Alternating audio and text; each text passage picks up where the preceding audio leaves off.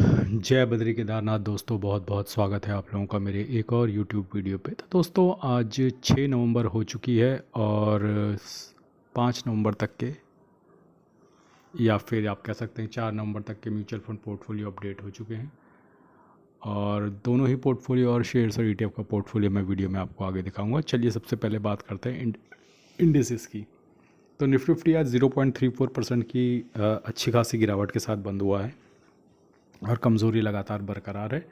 वहीं mid cap 50 की बात करें तो 0.69%, मिड कैप 100 की बात करें तो 0.95%, मिड कैप 150 की बात करें तो 0.96%।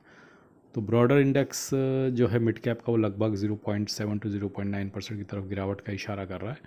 वहीं स्मॉल कैप की तो बहुत ज़बरदस्त पिटाई की गई है। बिल्कुल ऐसा लग रहा है जैसे आज उठाकर पटक दिया गया उन्हें। स्मॉल कैप 100 जो है -1.39% गिरे हैं, स्मॉल कैप 50 -1.16% गिरे हैं, स्मॉल कैप 250 1.49%। यानी कि जो ब्रॉडर इंडेक्स है स्मॉल कैप में भी जो सबसे ब्रॉडर इंडेक्स है स्मॉल कैप 250, उसकी तो बहुत ज़बरदस्त पिटाई हुई है।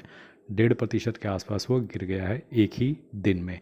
तो इतनी ज़बरदस्त पिटाई ब्रॉडर इंडेक्स में दर्शा रही है कि मार्केट में काफ़ी वीकनेस है और ये वीकनेस जल्दी से अब जाती हुई नज़र नहीं आ रही है। तो हफ्ता 10 दिन भी यहाँ पर रह सकती है ये वीकनेस। और आइए चलते हैं वो अपने FIDI के 22 साल के डेटा पे। तो FI जो है लगातार सेलिंग कर रहे हैं। उन्होंने 4 तारीख को भी लगभग 1000 करोड़ की सेलिंग करी थी, जिसके अगेंस्ट हमारे DI ने लगभग 1202 करोड़ की सेलिंग करी थी। तो जो भी बबल इंडिया में भी बबल बनाया गया था, हवा भरी गई थी इंडिया US ट्रेड डील का, जो कि हो जाएगी 1 नवंबर तक, लेकिन 1 नवंबर के जाते ही जब वो सारे अरमान टूट गए और वो ख्वाब चकनाचूर हो गए, तो वो ख्वाब टूटने और चकनाचूर होने की पनिशमेंट अब मार्केट आपको दे रहा है और मार्केट को नीचे लाया जा रहा है। तो जो भी हवा भरी गई थी रूमर्स के थ्रू और ये ट्वीट्स के थ्रू कि इंडिया US की ट्रेड डील होने वाली है, बिल्कुल कगार पे हैं, बिल्कुल कगार पे हैं, कंगाल पे हैं, कगाड़ पे हैं, जो भी ये न्यूज़ आ रही थी, ट्वीट्स आ रहे थे, उस सब का आज हवा निकाल दी गई है। और अब आप देखेंगे कि थोड़ा समय तक मार्केट कंसोलिडेट करेगा, थोड़ा नीचे की तरफ जाएगा, उसके बाद दोबारा ऊपर तक का सफ़र शुरू होगा।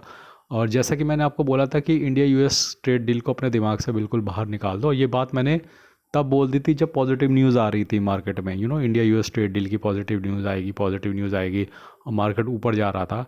मैंने उस दौरान ये बात बोल दी थी कि इंडिया US की ट्रेड डील नहीं होगी, क्योंकि US को फ़र्क ही नहीं पड़ता। इंडिया इतना छोटा उनका एक्सपोर्ट वाली कंट्री है जहाँ वो एक्सपोर्ट करते हैं। इंडिया को फ़र्क पड़ता है, तो उनको कोई जल्दी नहीं है। तुम्हें जल्दी है, तुम कुछ कर लो, तुम मान नहीं रहे हो, उनको कोई जल्दी नहीं है, तो पड़ी रहेगी ट्रेड डील। नहीं होगी इंडिया के साथ, क्या फर्क है? US को रत्ती भर भी फ़र्क नहीं पड़ता इंडिया के साथ ट्रेड डील हो या ना हो। फ़र्क पड़ता है तो बस इंडिया को पड़ता है, आधा परसेंट से 1% GDP का, वो इंडिया अपने आप देख लेगा। तो आइए आगे चलते हैं अब अपने शेयर्स और ETF के पोर्टफोलियो पे। तो शेयर्स और ETF के पोर्टफोलियो में जैसा कि आप देख सकते हैं, आज मैंने मोतीलाल ओसवाल हेल्थ ETF खरीदा है 5 क्वांटिटी और लो वोलेटाइल ETF खरीदा है 2 क्वांटिटी। इनमें अच्छी खासी गिरावट थी सुबह, तो मैंने सोचा जिसका कोई नहीं उस ETF को मैंने ख़रीद लिया। और अगर आज देखें तो मेरे शेयर्स और ETF के पोर्टफोलियो में मात्र 386 रुपये का मामूली सा नुकसान हुआ है। 1,83,000 इन्वेस्टेड वैल्यू है, 1,66,000 करंट वैल्यू है पोर्टफोलियो की। और मोतीलाल ओसवाल हेल्थ में 32 रुपये का नुकसान, निफ्टी क्वालिटी ETF में 16 रुपये का नुकसान, शरिया बीज में 2 रुपये का गेन, अल्पा ETF में 48 रुपये का नुकसान, लो वोल्टाइल ETF में 2.5 रुपये का गेन, फार्मा बीज में 31 रुपये का नुकसान, इरकॉन में 217 का नुकसान, HDFC कॉल ETF में 12 का नुकसान, सेंसेक्स ETF में 14 का नुकसान, डिवॉप बीज में 7 का नुकसान, FMCG ETF में 26 का नुकसान, टॉप 10 एड ETF में 13 का नुकसान, IT बीज में no profit no loss, Genus power में 10 का gain, Tata motor passenger vehicle में 129 का गेन, इंडसइंड बैंक में 112 रुपये का नुकसान। ओवरऑल आप देख सकते हैं पोर्टफोलियो भी 16,000 के नुकसान में है। मोतीलाल ओसवाल हेल्थ जो है लगभग 0.1% की गिरावट के साथ खड़ा हुआ है। निफ्टी क्वालिटी ETF अभी 1% के प्रॉफिट में, Shariah BeES no profit no loss, L30 ETF no profit no loss, low volatile ETF आधा परसेंट के नुकसान में, फार्मा बीज अभी भी 0.1% के मुनाफे में, इरकॉन अभी भी 3600 के नुकसान में, HDFC कॉल ETF 1% का नुकसान में, सेंसेक्स ETF 2.25% के मुनाफे में, डिवॉप बीज अभी भी 0.2% के मुनाफे में, FMCG ETF no profit no loss, top 10 एड ETF 1% के मुनाफे में, IT बीज अभी भी 1% के मुनाफे में, जीनस पावर 1000 के नुकसान में, टाटा मोटर पैसेंजर व्हीकल अभी भी 7% के नुकसान में, और इंडसइंड बैंक 8000 के नुकसान में अभी भी है। तो दोस्तों ये तो थी ओवरऑल स्थिति मेरे म्यूचुअल फंड शेयर्स और ETF के पोर्टफोलियो की। और जैसे जैसे मार्केट नीचे जाता जा रहा है मैं थोड़ा थोड़ा बाइंग करता जा रहा हूँ, जैसा कि मैंने आपको बोला भी था। अब दोस्तों आगे चलते हैं अपने इंड मनी ऐप के म्यूचुअल फंड पोर्टफोलियो पे। इंड मनी ऐप के म्यूचुअल फंड पोर्टफोलियो में अभी 7,97,000 इन्वेस्टेड वैल्यू, 8,50,000 का करंट वैल्यू है पोर्टफोलियो की। लगभग 53,311 के मुनाफे में 6.5% का, जिसमें आज तगड़ी गिरावट होने वाली है, तो तैयार रहिएगा। ये सीधा 5-5.25% पे आ सकता है आज। और 42,000 की SIP है, जिसमें से 1,500 की SIP कंप्लीट हो चुकी है। पराग पारिक में लगभग 1,100 रुपये का कल नुकसान हुआ है, अब ये 5.25% के मुनाफे में आ गया। निपॉन लार्ज कैप में 747 रुपये का नुकसान हुआ है कल, लगभग 5.25% के मुनाफे में। ICICI लार्ज कैप 937 का नुकसान हुआ है, लगभग 6% के मुनाफे में। कोटक मिड कैप में 183 का नुकसान हुआ है, 9.25% के मुनाफे में। AWS स्मॉल कैप में 121 का नुकसान हुआ है, लगभग 7.5% के मुनाफे में। HDFC मिड कैप में 70 रुपये का गेन हुआ है कल, वाह, 10.5% के मुनाफे में।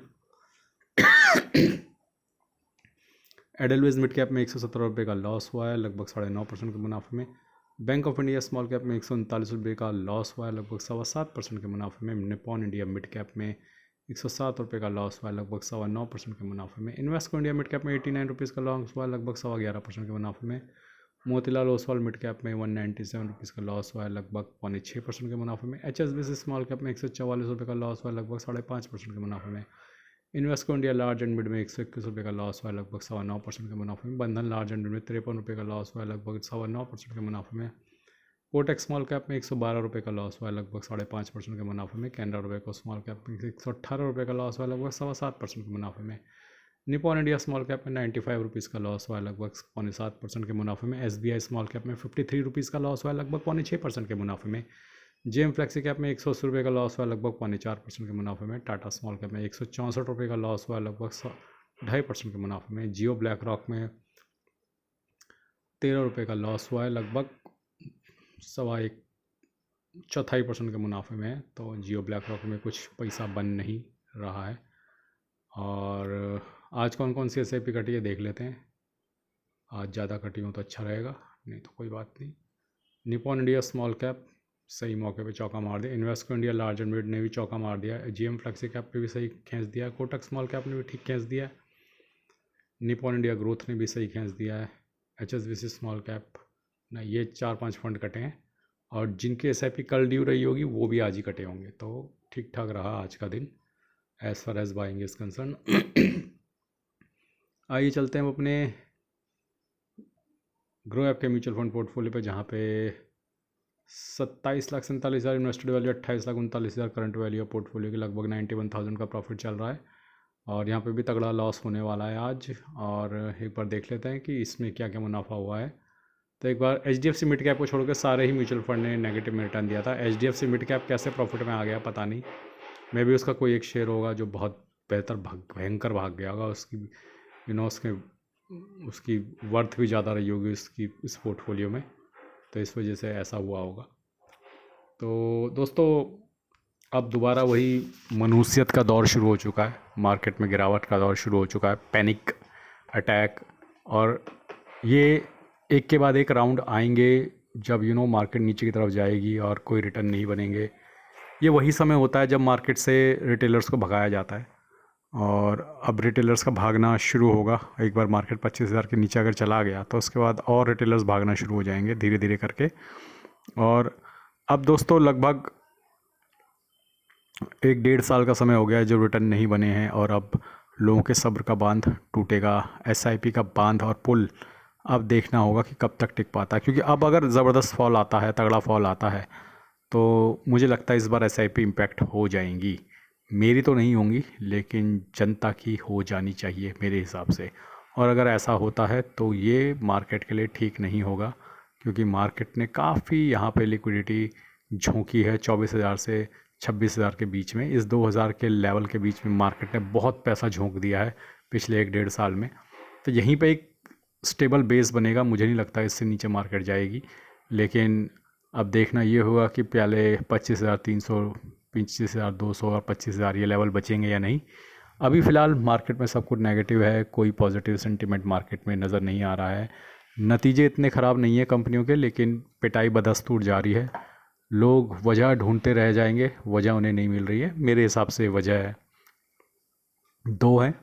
और ये वजह आपको शायद किसी न्यूज़ चैनल या यूट्यूब चैनल पे ना मिले या शायद मिल भी जाए, आई डोंट नो। पहली वजह डॉलर का मजबूत होना। मैंने कहा था जब डॉलर मजबूत होगा तो एफआई पैसा निकालते हैं, और जब डॉलर कमज़ोर होता है तो एफआई पैसा डालते हैं। फ़िलहाल डॉलर मजबूत हो रहा है। दूसरा, ये जो हवा भरी गई थी ट्वीट्स के द्वारा कि इंडिया यूएस की ट्रेड डील होने वाली 1 नवंबर तक, उसकी भी हवा निकल चुकी है। तो ये दोनों फैक्टर हैं जिसकी वजह से मार्केट गिर रहा है। ये मेरा एनालिसिस है, बाकी आप बड़े यूट्यूबर का वीडियो भी देख सकते हो, उनकी कुछ एनालिसिस होगी तो वो भी बता देंगे। आज के लिए बस इतना ही, धन्यवाद, गुड बाय। और कुछ म्यूचुअल फंड्स के लिंक दे रखे हैं जो कि फ्लिपकार्ट के हैं, आप वहाँ से चाहे तो कुछ भी शॉपिंग कर सकते हैं, आपकी इच्छा है। धन्यवाद, गुड बाय, जय बद्री केदार।